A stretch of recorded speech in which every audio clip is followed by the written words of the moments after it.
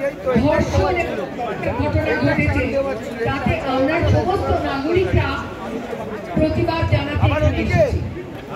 ছাত্ররা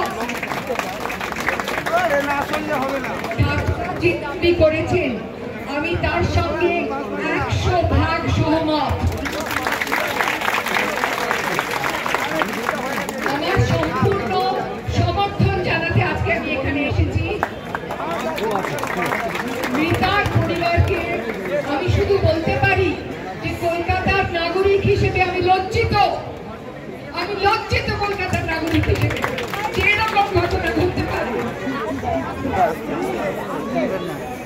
আমাদের সকলের দাবি, ছাত্রদের সঙ্গে আমারও দাবি আর সমস্ত নাগরিকদের দাবি যে রাজ্য সরকার যত দ্রুত সম্ভব যুদ্ধকালীন তৎপরতা ব্যবস্থা নিন, যাতে সমস্ত মেয়েরা সুরক্ষিত অবস্থায় কাজ করতে পারে।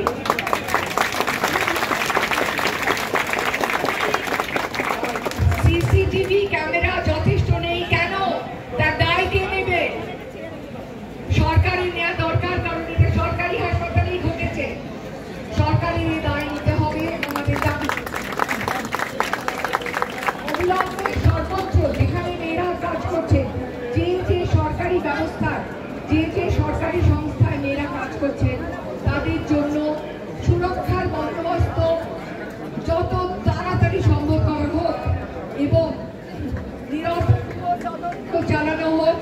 দোষীকে খুঁজে বার করতে, অপরাধীকে খুঁজে বার করা হলে কঠিন দৃষ্টান্তমূলক শাস্তির দাবি আমরা করছি।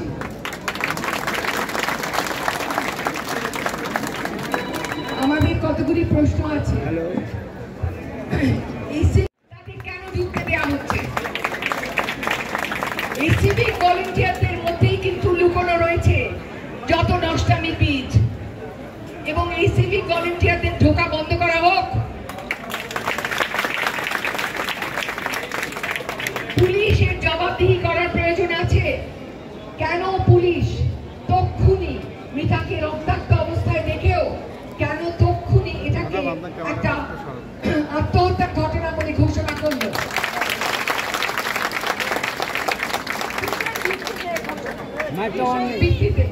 কিসের ভিত্তিতে ঘোষণা?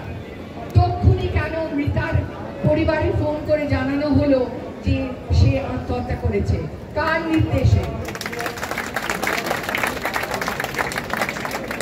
কেন পুলিশ তড়িঘড়ি তক্ষুনি এত ব্যস্ত হয়ে উঠলো তক্ষুনি পোস্টমর্টেম করার জন্য?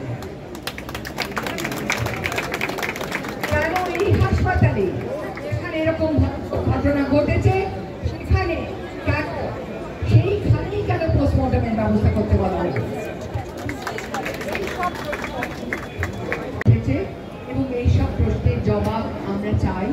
এই জবাব জানবার অধিকার আমাদের আছে এবং আমাদের দাবি যে এই পুলিশের ভূমিকা নিয়েও এখানে তদন্ত।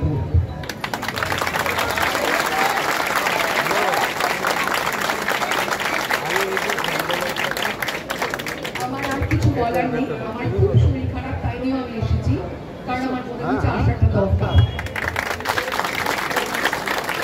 আমি শুধু ছাত্রদের বলতে পারি, ছাত্রছাত্রীদের বলছি, আমার কণ্ঠ তোমাদের কণ্ঠের সঙ্গে মেলানো একবারে বলে দিলাম।